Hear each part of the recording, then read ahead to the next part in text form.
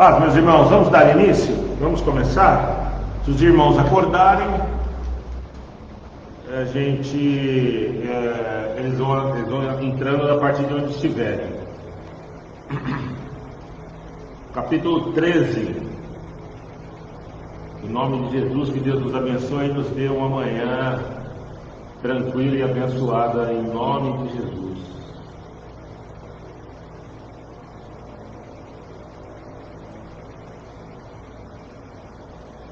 Capítulo 13 de Romanos. Vamos lá, a primeira divisão vai do verso 1 ao verso 7. Após abordar o governo de Deus sobre a humanidade, Paulo aborda sobre o Estado. E isso é muito interessante, porque, se me permite um comentário, é muito comum no nosso meio a gente dizer assim, ou dizer ou ouvir dizer, né? Que política, futebol e religião não se discute. Isso não é verdade. Isso não é verdade. Política, futebol, que é uma coisa inútil, né? Que é passatempo, né? É entretenimento, né? O futebol. Então, política, o entretenimento, futebol e religião se discutem sim, porque são instituições, né? E todas as instituições elas podem e devem ser discutidas. Desde sempre, quando nós vimos logo como vimos no capítulo 15 de Atos, a religião foi posta em discussão. A religião enquanto escolha, né? Porque religiões são escolhas, né? Então cada um tem a sua. E dentro da nossa, nós temos que discutir do nosso posicionamento, nossa postura, nossas atividades, o nosso culto, o direcionamento do culto, o discurso do culto. Tudo isso pode e deve ser discutido. Essa coisa de não poder discutir, né, ela assumiu o culto, né? Estou falando do culto, de não poder discutir o culto, o sermão, o teor do sermão, o conteúdo do sermão. Isso atingiu hoje proporções que não existiu, nunca existiu e não existe no conteúdo bíblico. Não existe no conteúdo bíblico. Quando nós vemos, como vimos lá em Atos, o livro de Atos ele é bom nesse aspecto, porque ele nos mostra essa grandeza e o âmbito dessa discussão. Quando vemos que Paulo chama os bereanos de mais honrados, porque o que Paulo falava, eles iam verificar se era verdadeiro, o que isso indica? Isso indica que o que é isso que o senhor está falando? Onde o senhor quer chegar com isso? Qual bases para esta colocação? É óbvio que não dá para a gente parar todo o culto, o pregador no meio da pregação e ficar fazendo pergunta para ele. No nosso contexto não dá para fazer isso. No contexto bíblico isso acontecia. É por isso que nós vemos, eu não me lembro o capítulo agora, aquele em que Eutico, né, cai da janela e morre. Por que prolongou-se o discurso? Porque durante o sermão as pessoas podiam fazer pergunta para Paulo. E Paulo, por isso que fala assim, Paulo arrazoava, Paulo buscava razões para, Paulo dissertava. Então, no contexto bíblico, a pregação, ela tinha uma outra conotação. As pessoas podiam participar. Hoje não dá mais. Porém, não se pode falar qualquer coisa no culto e o povo falar amém. Deve ser questionado sim. Só que para isso é necessário desenvolver uma cultura. Porque culturalmente falando, o brasileiro, né, o crente brasileiro, ele está acostumado a ouvir e ficar quieto, porque ele não pode duvidar do homem de Deus, ele não pode duvidar do profeta, ele não pode fazer perguntas, porque aquele que está no púlpito está sob inspiração do Espírito Santo. Ora, nós vamos ver mais para frente, lá em Coríntios, que Paulo fala que Satanás se transfigura em anjo de luz e engana os eleitos, e os seus ministros em labaredas de fogo. Ou seja, essa coisa de não pode fazer pergunta para quem prega, não pode questionar o teor da pregação, se ela destoar, né? O que acontece é o seguinte, né? É válido e ao mesmo tempo perigoso que todos os movimentos religiosos, quando eu falo assim, eu estou falando do cristianismo, tá? ele tem a sua escola de teologia, ele tem a sua escola de interpretação bíblica. Isso é positivo. Mas nessa escola de interpretação bíblica, nessa escola de teologia, ensina-se a visão da igreja. E essa visão da igreja, às vezes, destoa do conteúdo bíblico e dá um trabalho danado para tirar, né? A irmã Andréia lembra de uma irmã que estudou com a gente lá em Pirituba por um pouco tempo, e a cabeça dela muito cheia de informações conflitantes, informações que iam contra o conteúdo bíblico, e para tirar é quase impossível. Por quê? Porque parece verdade. O caminho mais fácil sempre é aquele que parece mais verdadeiro, mas não necessariamente, tá certo? Não necessariamente. As coisas não são como eu gostaria que fosse. As coisas são como é, e às vezes elas são difíceis, e às vezes elas são conflitantes, e às vezes elas são dificultosas. No que tange à interpretação bíblica, eu gosto de falar que o evangelho puro e simples, o evangelho de salvação, mas existem passagens bíblicas que são complicadas. Nós temos visto isso aqui no livro de Romanos, por exemplo, né? Então, discutir o Estado, as políticas, é papel da igreja. Por quê? Porque a igreja é uma instituição. Além de ser uma instituição religiosa, ela faz parte daquilo que se convencionou chamar de instituição democrática, né? E aqui no Brasil nós temos que levantar a mão para o céu e dar graças a Deus que nós temos liberdade religiosa. Então a igreja deve sim discutir o teor do seu sermão, inclusive o papel do Estado nas políticas sociais, tá bom? Porque a igreja ela tem um papel fundamental de socorro, né? De socorro aos necessitados. Vamos lá, então lá. Após abordar o governo de Deus sobre a humanidade, Paulo aborda sobre o Estado, letra maiúscula, porque Estado é a nação, é o país, tá, meus irmãos? Simples e objetivo. Paulo, Tito e Pedro abordam o tema usando o mesmo termo grego, hipotasso, que significa ser obediente ou submeter-se. Obviamente essa submissão e obediência não significa submeter-se a ideologias humanas, mas naquilo que for ético e moral. Quando Paulo escreve: todo homem esteja sujeito às autoridades superiores, porque não há autoridade que não proceda de Deus. A gente já vai discutir isso, tá? Deixa eu só ler o resumo aqui, esse negócio de autoridade que procede de Deus, para que também não haja uma ambiguidade e um sofisma de raciocínio. Obviamente essa submissão e obediência não significam submeter-se a às ideologias humanas, mas sim naquilo que for ético e moral. O cristianismo vive no mundo e não pode estar alheio a ele. É o que eu disse no início. A igreja é uma instituição religiosa e uma instituição democrática. Por que ela é uma instituição religiosa e uma instituição democrática? Ela é religiosa porque foi instituída por Deus, tá certo? E ela é democrática porque a participação é livre, é pública, tá bom? E o Estado tem que garantir o direito à liberdade religiosa. Quando eu falo Estado, eu estou falando da nação, tá certo? O governo federal. Nos governos totalitários de esquerda,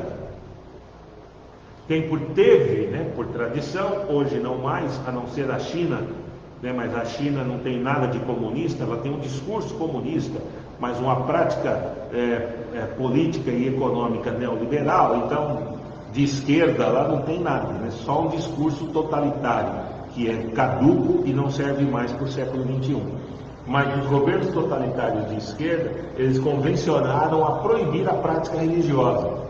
Por isso que no Brasil, por exemplo, é muito usado em períodos de eleição o perigo do comunismo. Mas essa prática comunista não existe mais, né? Não estou defendendo, estou só fazendo uma abordagem histórica para que a gente entenda quando Paulo, para que a gente consiga entender a extensão ampla da igreja, desse discurso de Paulo e da nossa postura enquanto cidadão, porque se a gente vota, a gente tem participação política, né? Eu gosto sempre de pensar na questão do sagrado e do profano. Política partidária é profana. Por que profana? Porque ela é fora do ambiente do sagrado, e nós participamos do sagrado. Nós somos santos em Cristo, participamos do sagrado, mas temos que participar. Na nossa vida profana, a gente tem que votar. Então, que façamos da melhor forma possível, de uma forma bem consciente, tá? Para não cairmos numa alienação, naquilo de eu não estou nem aí, para mim tanto faz. Não é assim que funciona. Vamos lá, o cristianismo vive no mundo e não pode estar alheio a ele. Ser sal da terra e luz do mundo implica em anunciar a mensagem de boa nova através do nosso discurso. Nosso discurso, modo de viver e nosso comportamento. Quando eu falo nosso comportamento, é da porta para fora da igreja, porta para fora da nossa casa. Nosso modo de viver dentro da nossa casa, dentro do nosso lar. É hábito quando a gente vai fazer a alimentação, a gente agradecer a Deus. É hábito quando a gente acorda, agradecer a Deus. É hábito quando a gente vai sair, a gente pede que Deus nos guarde. É hábito quando a gente chega, que a gente agradece a Deus, essas coisas. Fala, nossa, mas é tudo isso? Eu estou dizendo do comportamento, às vezes a gente pode esquecer de um ou de outro momento. Mas tem que fazer parte do nosso cotidiano, da nossa praxis, né? A palavra praxis significa comportamento ou modo de se comportar, tá? Tem que fazer parte dessa praxis cristã, agradecer a Deus. As pessoas veem em nós essa coisa e falam, nossa, como que é isso? Por que ele faz isso? Por que ele age assim, né? Ele não precisa andar vestido de branco, né? Que nem algumas religiões fazem. Olha, ele é religioso. Ou sair na rua vestido de colarinho clerical, como um padre, por exemplo, para mostrar que somos religiosos, que somos religiosos. A nossa prática deve mostrar que somos religiosos e que a nossa religião não é uma religião como outras religiões que se dizem ou se auto-intitulam filosóficas de modo de viver. Muito pelo contrário, o cristianismo ele suplanta todas essas coisas, porque o cristianismo começa no nosso interior e reflete no nosso modo de viver. Em Lucas 20, 22, os primeiros discípulos pensavam que o Cristo fosse impor uma ruptura com a sociedade e estabelecer o seu governo. Contudo, vimos que o posicionamento de Jesus foi o de conscientizá-los para a praxis cidadã. Olha, lembra que ele falou, mestre, é lícito pagar tributo ou dar impostos a César? Jesus não era alienado ou alheio à prática política. Profana. A palavra profana é forte, né? Não usem não, deixa que só eu faço isso. Porque passa essa impressão que é alguma coisa muito errada, né? Mas quando eu faço essa associação entre o sagrado e o profano, então tudo que é ideológico é profano. Tudo que é teológico, na perspectiva cristã, é sagrado, tá? Então Jesus ele não era alheio à vida profana, né? Ele fala, o que tem desenhado na moeda? Tem o rosto de César. Então dê a César o que é de César e a Deus o que é de Deus. Ou seja, a mesma moeda, presta atenção, a mesma moeda era dada em impostos a César, e a mesma moeda, com o mesmo rosto, era dado em dízimo na igreja, em oferta na igreja. Percebe? Então quando Jesus fala, dê a César o que é de César e a Deus o que é de Deus, é porque era a mesma moeda, era o mesmo valor monetário, era a moeda que circulava, tá certo? Então Jesus não era alienado, Jesus era um homem deveras engajado, né? Me permito usar um linguajar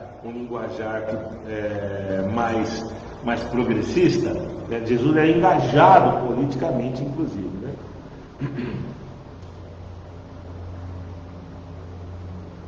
Contudo, o posicionamento de Jesus foi o de conscientizá-los, torná-los conscientes a praxis ou prática comportamental de um cidadão.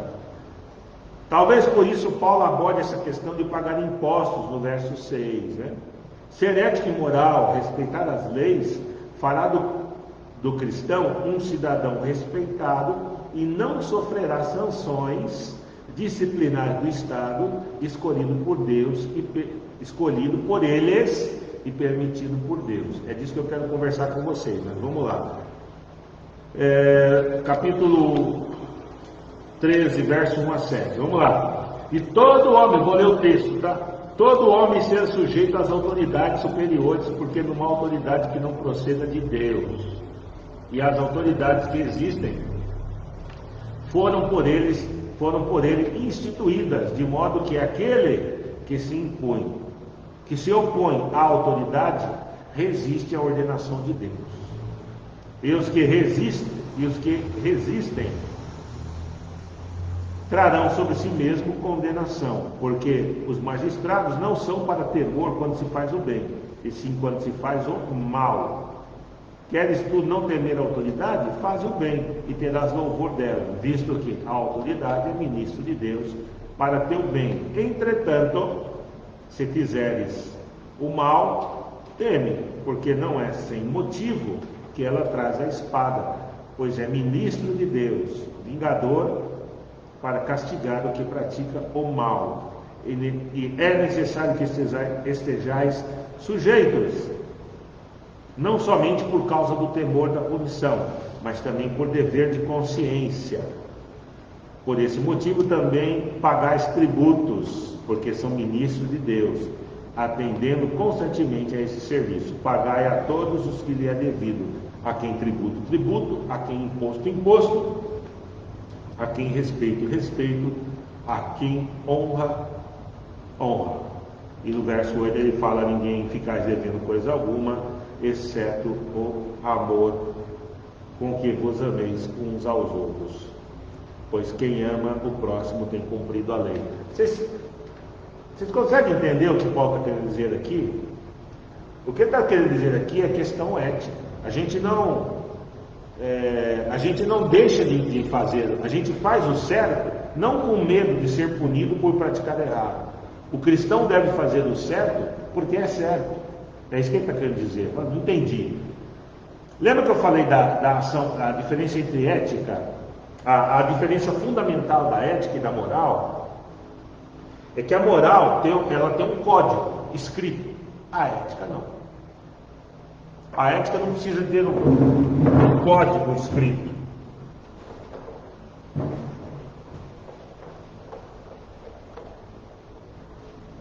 Moral.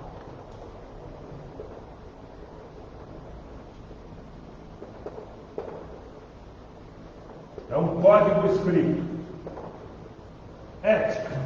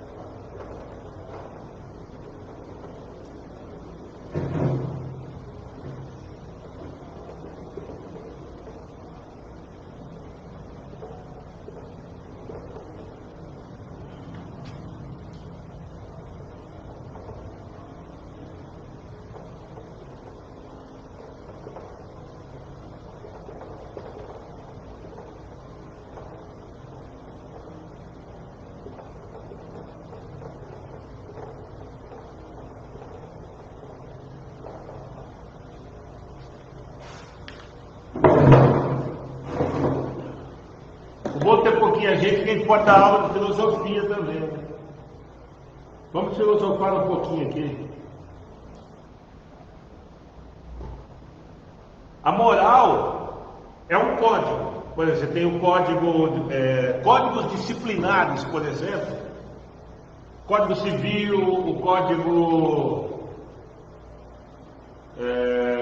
Código Penal, por exemplo. Parece que a filha do irmão Altemar está fazendo direito, né? Então tem o Código Civil, o Código Penal, entre tantos outros, né?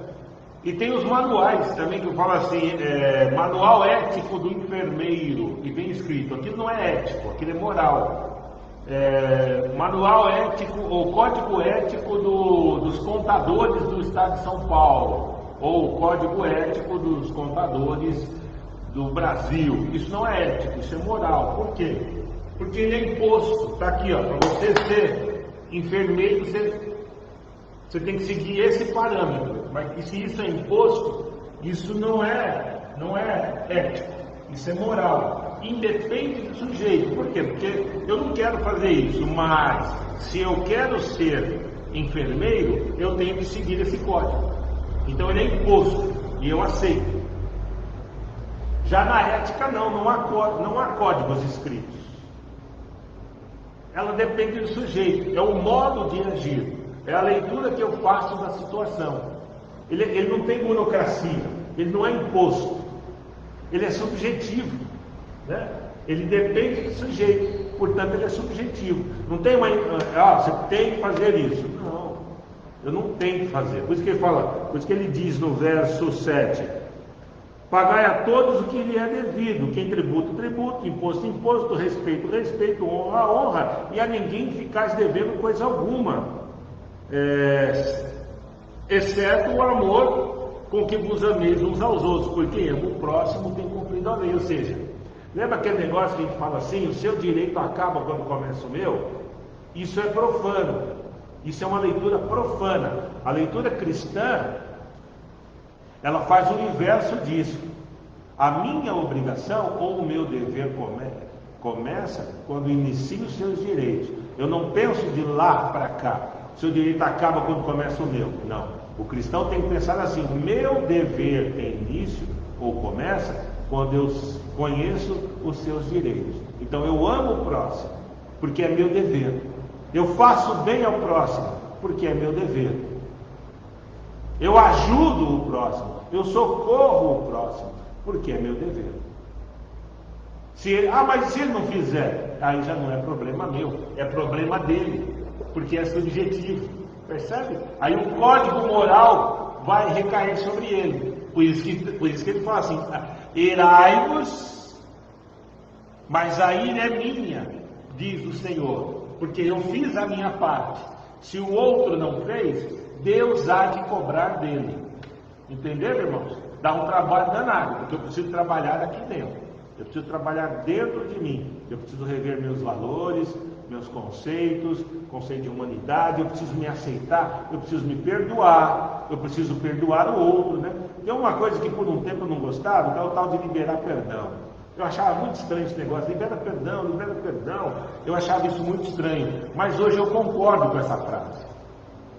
Nós temos que liberar perdão mesmo, para o outro e para mim. Eu preciso me perdoar por ser tão grosseiro. Eu preciso me perdoar por não conseguir me converter de fato. E me perdoando, eu libero perdão ao outro. Porque eu não consegui me perdoar, eu não aceito liberar perdão para o outro. Percebe a consequência disso? Eu não conseguindo me perdoar por ser tão grosseiro, eu não aceito a grosseria do outro. Essa ação dialética entre eu e eu mesmo, esse conflito interno, é o que de fato é aquilo que a Bíblia chama de batalha espiritual. A batalha espiritual não acontece aqui ao meu redor. A batalha espiritual, o que acontece ao meu redor é reflexo do que acontece no meu interior, né? Se dentro do meu interior há muitos conflitos não resolvidos, ou como diria Freud, pulsões, né? Recalques, eu acabo descontando no outro as minhas frustrações. Então, o papel do cristão frente ao Estado não é obedecer por medo, é obedecer por ser ético, porque o certo é obedecer, lógico, desde que o que se pede não seja nenhum absurdo, né? e não vá contra a lei de Deus, obviamente.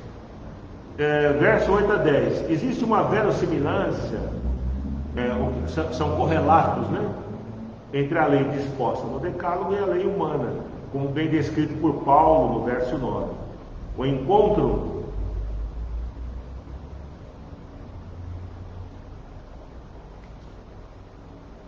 encontro entre o homem caído em Adão com a mensagem cristã leva-o à conversão. E conversão implica em mudança do modo de viver em amplo aspecto. Em tese, o homem convertido deixa de ser perverso, ou deveria deixar de ser, né? E anda em novidade de vida. Romanos capítulo 6, verso 4. Novidade de vida ou vida nova implica em mudança da natureza adâmica para a natureza cristã ou crística, né? Que é o novo nascimento proporcionado pelo Espírito Santo. Ser cristão significa amar o próximo. A pergunta é: quem é esse próximo? O próximo é qualquer pessoa, independe de quem seja. Qualquer pessoa é o meu próximo. Mas se não é da igreja, é o meu próximo. E se ele é de uma outra religião que não tem nada a ver com o cristianismo, ele é meu próximo. Eu o amo porque, embora ele não seja cristão, ele não compactue com a minha leitura religiosa, ele adora uma outra divindade, ele faça coisas aberrantes, né, na perspectiva bíblica, eu devo respeitá-lo, porque Deus permitiu que ele viesse ao mundo. E o nosso papel enquanto cristãos é ser luz do mundo e sal da terra. O sal da terra e luz do mundo, a gente tem que respeitar as pessoas, para que com esse respeito, esse modo de viver, essa ação ética, que depende do sujeito, quando eu falo sujeito, é a pessoa humana, tá? Não tem como um animal ser ético, um cachorro ser ético, um elefante ser ético, um boi ser ético. Ele nem sabe que existe, mas o ser humano sabe que existe. E sabendo que existe, ele só sabe, assim dizer, que ele pensa. E pensando, sabendo a sua existência, como diria Descartes, né, se eu penso, logo existe, ele sabe que o outro existe. E ele reconhece o outro. Deus reconhece o outro. E na pessoa de Jesus, Deus salva o outro. Então, se Deus, na pessoa de Jesus, reconhece o outro e salva o outro a ponto de encarnar e viver a minha vida, quem sou eu para achar que não devo respeitar o outro, seja o outro quem for, né? Verso 11 ao 14. Ser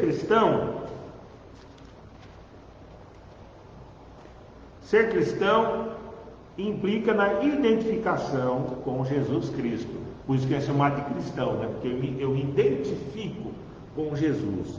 E não é ideologia, pois ideologias são humanas e falhas. A mensagem teológica cristã, a mensagem cristã é teológica, ou seja, é a manifestação de Deus com suas criaturas. É a manifestação de Deus com as suas criaturas. Aí eu coloquei uma referência aí de um livro que vocês puderem ver, é muito interessante, mas não é barato e são 2 calhamaços assim, de mais de 1000 páginas cada um.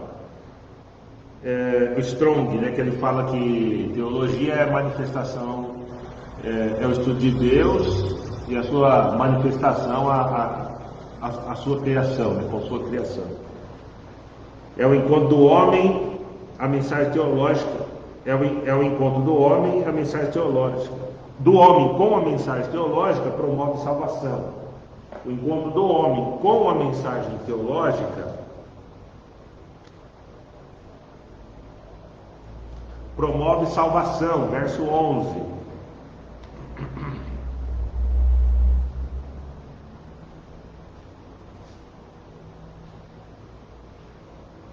A ideia é: estamos salvos hoje e devemos estar mais salvos amanhã.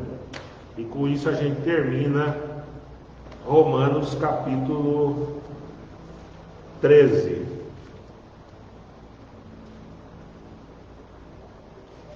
Se vocês fizeram anotações, querem compartilhar com a gente, compartilhar com os irmãos.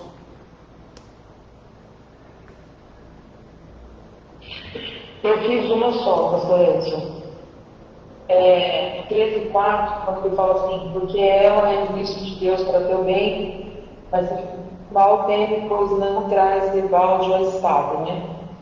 Eu tinha batido por esse versículo, mas aí eu fui aqui nas anotações da minha Bíblia pentecostal, né? Aí falava assim, que a espada é frequentemente associada à morte como instrumento de execução, né?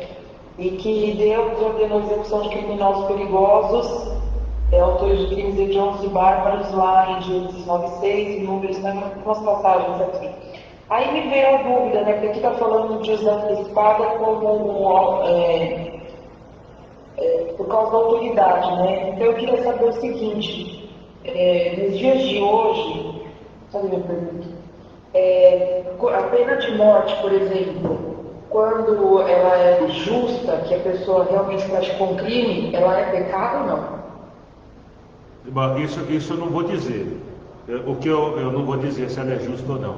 O que eu vou dizer é faz que... Faz sentido, pergunta? Faz, Você está falando faz. da espada, né? Faz. Mas vamos pensar a espada no sentido mais brando. No Brasil não tem pena de morte, por exemplo, mas tem prisão. Seja prisão perpétua, seja a prisão por tempo. Isso é justo? É justo. Agora, a pena de morte nunca é justa. Nunca. Mesmo que seja um crime hediondo. Por que ela nunca é justa? Porque quem julga é um homem. E o homem nunca pode decretar a morte do outro. Ele pode tirar essa pessoa de circulação e colocar ela no sistema carcerário. Mas decretar morte do outro, isso não é justo, porque homem algum, nem eu, nem ninguém, nem se juntar todos os líderes religiosos de toda e qualquer religião, eles seriam capazes de tornar-se tão justos a ponto de decretar a morte do outro. Eu não sou contra a pena de morte. Eu só estou dizendo que ela não pode ser imposta, porque homem nenhum pode julgar o outro a ponto de desejar a morte dele. Agora, existem crimes hediondos, como pedofilia. Para mim é um negócio hediondo. Estuprar uma criança, o estupro normalmente é hediondo, tráfico de menores, tráfico de órgãos, tudo isso é hediondo. Mas pena de morte, eu acho que não deveria existir. Prisão perpétua talvez, mas pena de morte não. É porque eu tenho, não sei, me veio essa dúvida. Porque entra a questão assim, né, pastor? No Antigo Testamento era Deus quem mandava, certo? Certo. E hoje quem determina isso é o homem, né? Mas a partir do momento que Paulo fala que a autoridade vem de Deus e que a gente tem que ser sujeito, Isso, então. Sim, por isso. Que a autoridade mandou executar, né? Então. Sim, mas assim, essa é uma coisa boa a se discutir. Agora, essa autoridade que vem de Deus é a autoridade dada a nós que elegemos essa pessoa. Não é Deus que escolhe o governante, somos nós. Entendeu? Quando Jesus fala para Pilatos, nada você faria se do alto não fosse permitido, não significa que Pilatos estava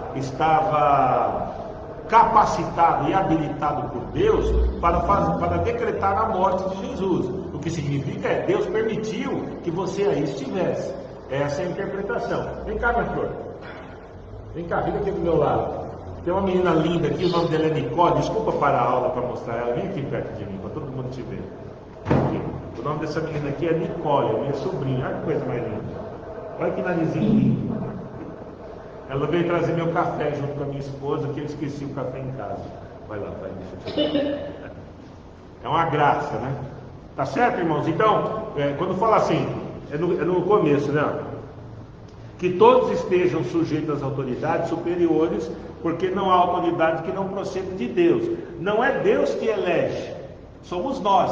Vocês lembram de Saul? Eu gosto muito desse texto. Quando o povo começou a reclamar de Saul, Deus falou assim: vocês estão reclamando de quê? Vocês pediram um rei, está aí o rei.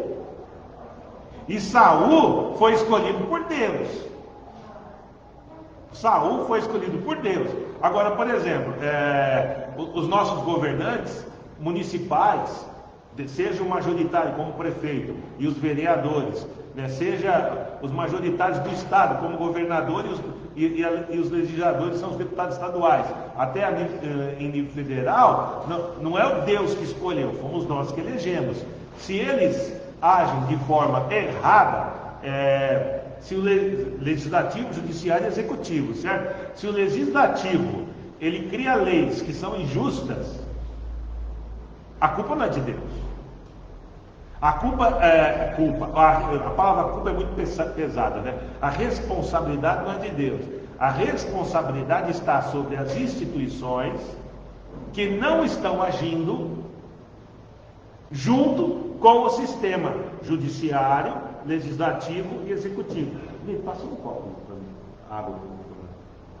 Então, irmã Andréia, irmão Vinícius e irmão Atemar, é muito, muito sério quando eu disse que política a gente discute, porque o nosso papel enquanto cristãos, e não é porque eu sou pastor, eu estou na direção de uma igreja, eu tenho mais obrigação do que o povo. A minha obrigação é ensinar o povo a fazer isso, a fazer escolhas, a tomar decisões assertivas. Porque quando a gente pega esse texto e fala assim, não, ele está lá porque Deus colocou ele lá. Deus não colocou ninguém lá, não. Quem colocou os governantes onde estão foram as pessoas. O papel da igreja enquanto instituição é também, além da pregação, porque promove a salvação, é uma pregação que traz à luz. Por isso que eu gosto da maêutica socrática, né?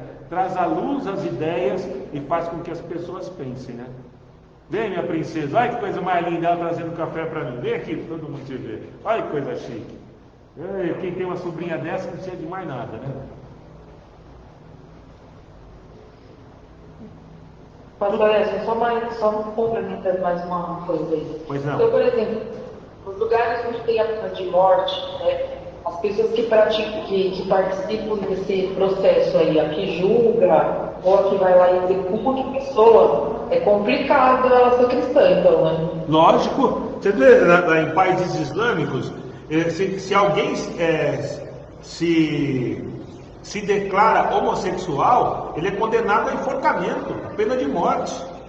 Isso é um absurdo. Existe no Irã um islâmico que se converteu ao cristianismo, foi ungido pastor, ele foi condenado à pena de morte, porque ele foi... isso é um absurdo, quer dizer, quem é que julga isso? Aqui no Brasil, vamos instituir a pena de morte no Brasil. Quem vai julgar isso? O Edson? O irmão Atemar? O Vinícius? A senhora? Qual é o critério que a gente vai julgar? Mas vamos escolher a pessoa que seja mais habilitada. Quem é essa pessoa mais habilitada para julgar que o outro merece morrer? E qual é o critério? É religioso? É comportamental? Meu ouvido dói com essa palavra de conservador. Eu sou conservador. Conserva o quê? Conserva o quê? Eu conservo nossos padrões culturais. Que padrão cultural? Essa semana, não sei se vocês acompanham, essa semana circulou um vídeo de 1995. Eu ouço o que eu vou falar agora e podem dar risada, porque eu não sou malufista, mas pela primeira vez na história o Maluf foi progressista. Vocês devem lembrar quando ele instituiu goela abaixo no estado de São Paulo a lei anti-tabagismo, que não podia fumar em lugares públicos, não podia fumar aqui, ali, em ônibus, restaurantes e tal. Todo mundo ficou contra o Maluf. Percebe que coisa interessante? Então, assim, existia um padrão cultural de poder fumar aonde quiser, porque eu tenho direito de fumar. Quando o Maluf fala é proibido fumar em restaurante, arruma encrenca. Se vocês tiverem curiosidade, depois vocês procurem 1995, quando tem um repórter que fala assim: estão me obrigando a usar cinto de segurança. Eu tenho direito de não usar cinto de segurança. Aí o Maluf, irmão Atemar, assustadoramente fala assim: você tem o direito de se suicidar, mas você não tem o direito de matar ninguém. Olha que absurdo, percebe? Então como que a gente vai criar uma lei? Como é que a gente vai falar, não, o Brasil agora tem pena de morte? Quem vai julgar isso? Qual é o critério dessa lei? É religioso, como são lá nos países islâmicos? Se eu me declaro cristão, eu saio do islamismo, eu sou julgado a morrer. porque eu deixei de ser islâmico. Então não dá certo isso, em lugar nenhum. Na verdade, quando eu perguntei, eu estava pensando só em casos assim, tipo assim, o cara matou não sei quantas pessoas e realmente ele é o culpado. Não pensei assim em casos onde a pessoa está sendo injustiçada, porque acontece até nos Estados Unidos, eu já vi casos que demorou anos, o cara de morte, aí se o culpado foi lá e se declarou culpado, por sorte livrou o outro que estava preso no lugar, né? Isso. Então assim, mesmo quando a pessoa, por exemplo, ela matou, sei lá, várias esposas, ela é condenada à pena de morte, mesmo assim, o homem não tem esse direito. Não tem. Não tem, porque eu não posso decretar a morte de ninguém. Se ele está há uma troca de tiros entre policiais e bandidos, e o policial mata o bandido, ou, por exemplo, se alguém está sendo assaltado e se ele reage ao assalto, ele mata o bandido, isso é uma coisa, é legítima defesa. Agora, julgar que alguém merece morrer, seja por qual crime for, eu, assim, na minha mente, eu não acho aceitável.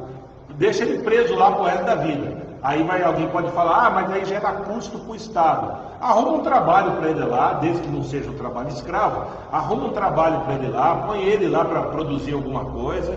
Agora, decretar a pena de morte, eu não acho aceitável não, porque nós somos falhos, né?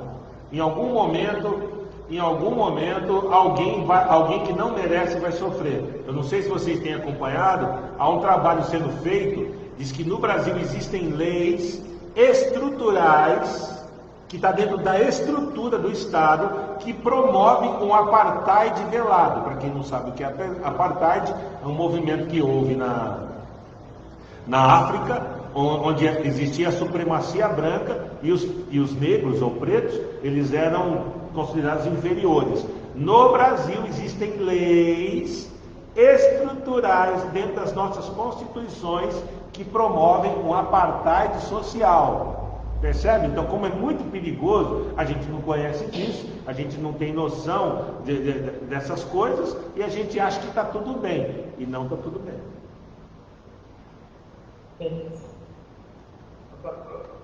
A gente estava sobre ontem na televisão, com dois policiais que tentam se matar lá na Tigana, que foi uma arma lá. Imagina!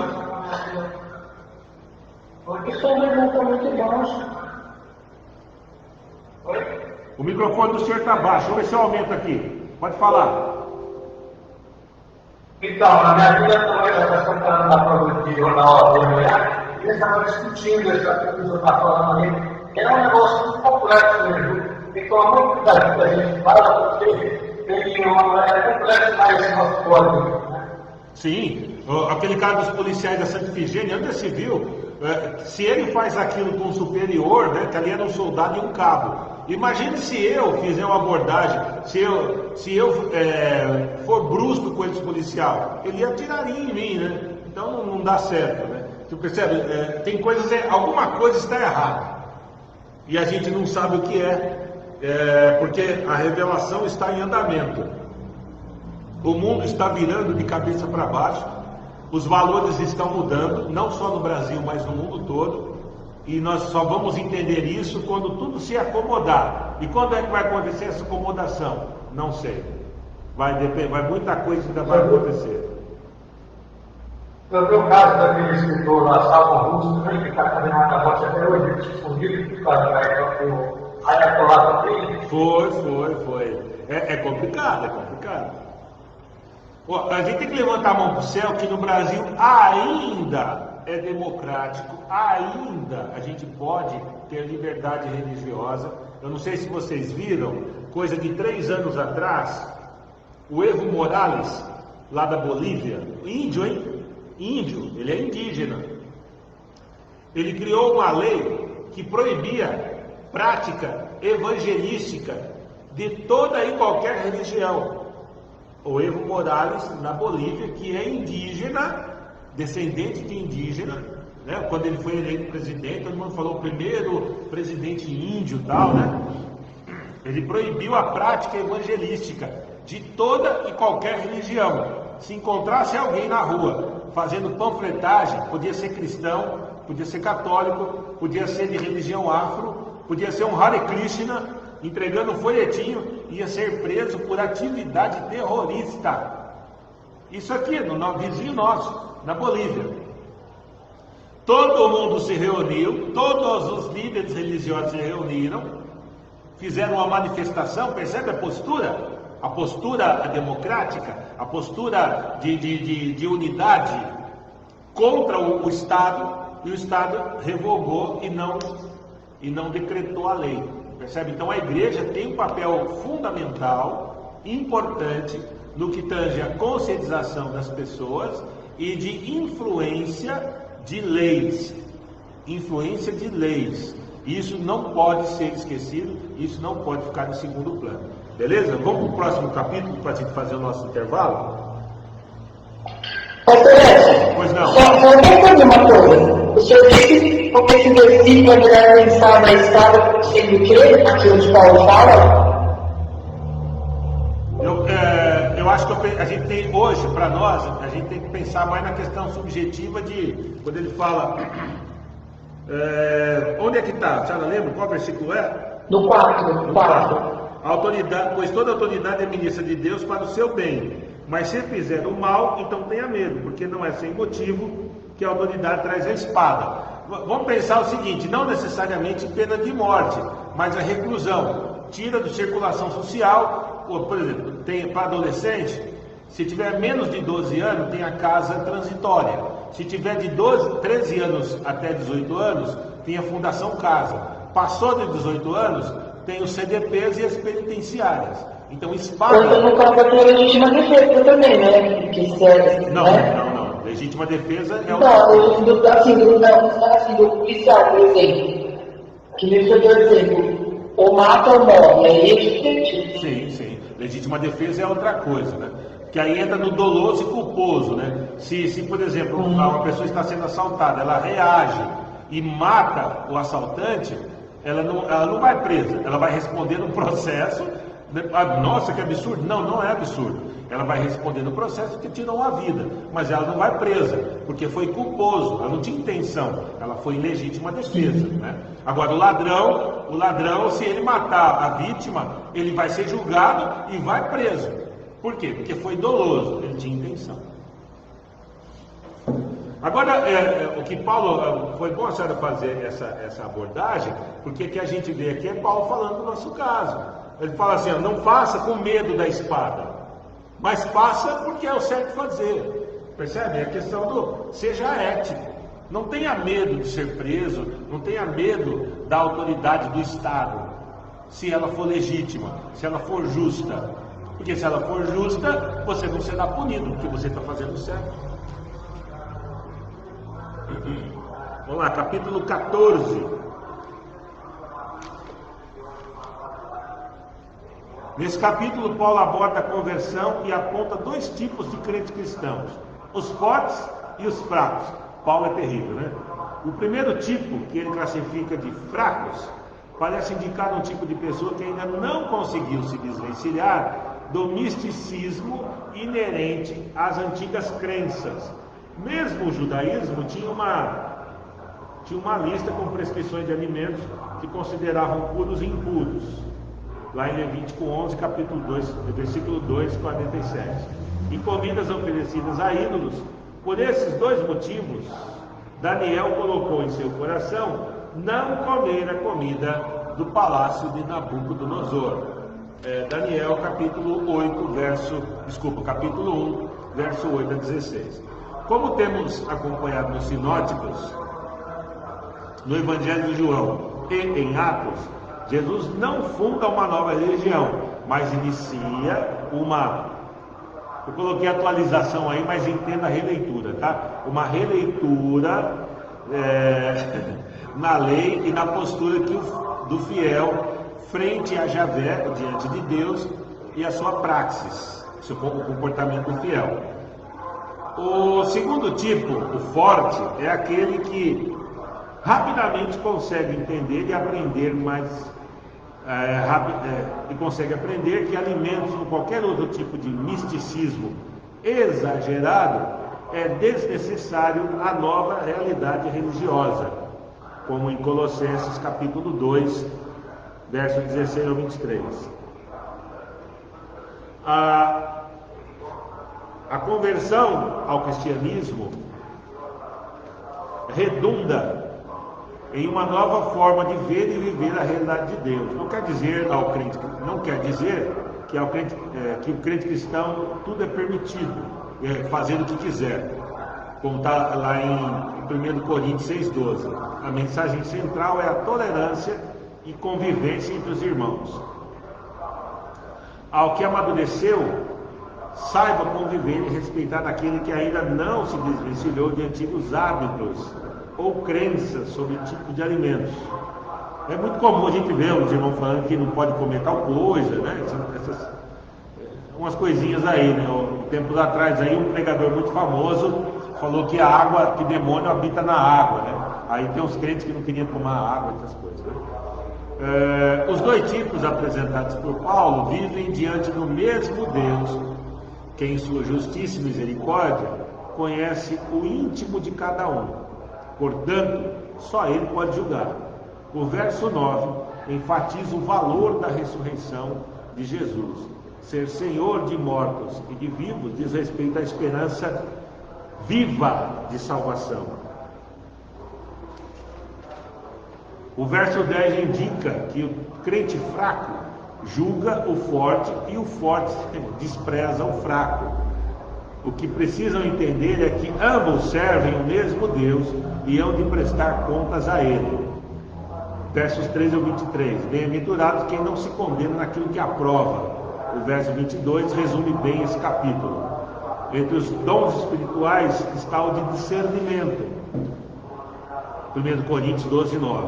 Que em tese é um dom raro, pois discernir os espíritos significa saber ler a realidade que o cerca. E sendo crente cristão, saber ler essa realidade na perspectiva cristã sobre orientação do Espírito Santo.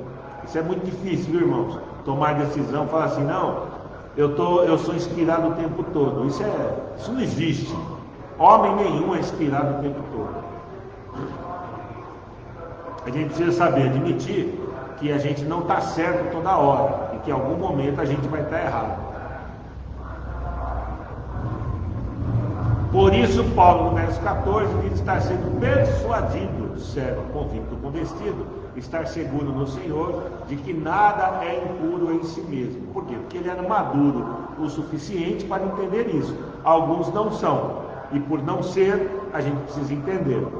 Agora, se a gente se considera, agora vem a coisa, eu me considero maduro, eu me considero ter o dom de discernimento, eu me considero mais apto a entender as nuances da palavra de Deus, então eu tenho que respeitar o outro. Eu não tenho que esperar respeito do outro. Lembra da ética? Dá trabalho, né, irmão? Eu não tenho que esperar respeito do outro, mas eu devo respeitá-lo, mesmo se ele não me respeitar. E acreditem, isso é muito comum. As pessoas não nos respeitarem, as pessoas colocarem em xeque o que a gente diz. Pra vocês terem uma ideia, esses dias aí, semana passada ou retrasada, quando eu saí da igreja, indo para casa, guardando o carro na garagem, encontrei um irmão que é pastor de uma igreja. E conversando, né, e tal, ele falou para mim, eu fui numa palestra essa semana de um pregador aí que é teólogo, conceituado, né, no meio, etc e tal, não vou nem dizer porque é conhecido, e talvez pessoalmente eu diga, para gravar aqui eu não vou dizer não. E ele falou que Paulo poderia ser gay. Olha o que eu ouvi, irmãos, que Paulo poderia ser homossexual. Eu falei, irmão, quando ele falou aquilo, eu quase caí sentado no piso da garagem. Eu falei assim, da onde você tirou isso? Ele falou, não, foi o teólogo que disse isso.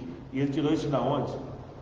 Da onde ele arrumou base bíblica para falar uma besteira dessa? Ele falou, não, está escrito lá que ele tinha um espinho na carne. E olha, é a primeira vez, eu falei para ele, é a primeira vez que eu ouço dizer que o espinho na carne de Paulo era homossexualismo. Ele falou, por quê? Eu falei, porque Paulo mesmo reclama que não tinha esposa. Aí ele é pastor, hein? Ele falou para mim, mas está na Bíblia? Eu falei, você prega o quê? Paulo escreve, nós vamos ver isso mais para frente. Ele fala assim, será que só eu e Barnabé não podemos ter companheiras? Paulo está reclamando que não tinha esposa. Então, aí ele ficou olhando para mim, não, mas o irmão não falou isso. Então, porque ele também não lê a Bíblia. Percebe, irmãos? Então, muito cuidado com o que a gente ouve. E o discernimento não é um dom que nos dá o conteúdo bíblico. Isso que nós estamos fazendo aqui, vocês se disponibilizam, se predispõem a ler o texto bíblico, para todo sábado de manhã a gente se reunir para fazer essas leituras. Olha, eu vou falar uma coisa para vocês, isso traz discernimento, porque o discernimento é a leitura da realidade. Se a gente conhece o texto e o contexto bíblico, discernimento é entender o que está acontecendo. Deus vai abrir a nossa mente, a partir do que nós temos dentro dela, que é cultura geral, a cultura do nosso cotidiano, nossa vivência e convivência, do dia a dia, social, etc. Mas o conteúdo bíblico, com a ação do Espírito Santo, a gente vai conseguir se comportar de uma forma que nada e nem ninguém vai nos tirar da direção de Jesus Cristo. E essas bobagens, essas heresias, essas blasfêmias, a gente vai conseguir tirar de letra. Entenderam? Discernimento, irmãos. Oremos a Deus e busquemos discernimento espiritual.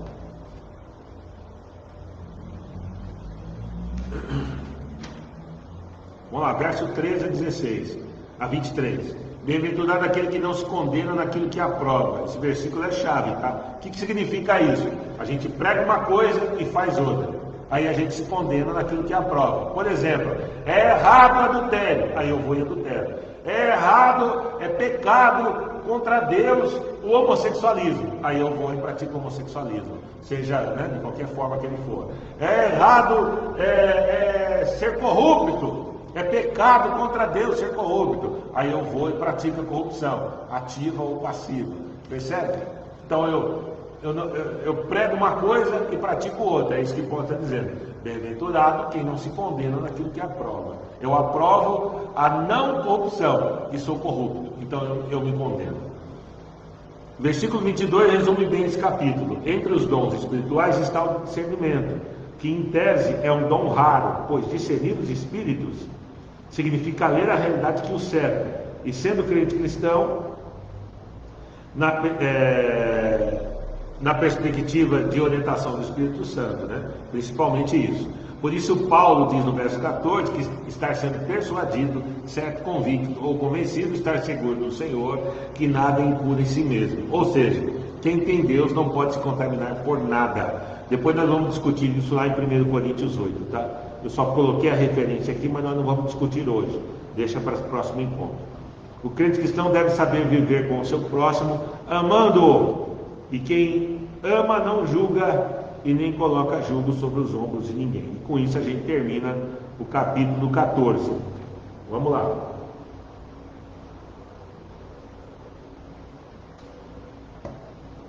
Vocês fizeram anotações?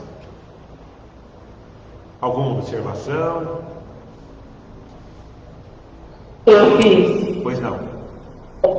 No 14:11 fala assim, porque está escrito, pela minha vida diz, todo joelho se dobrará diante de mim e toda língua confessará a Deus. Né?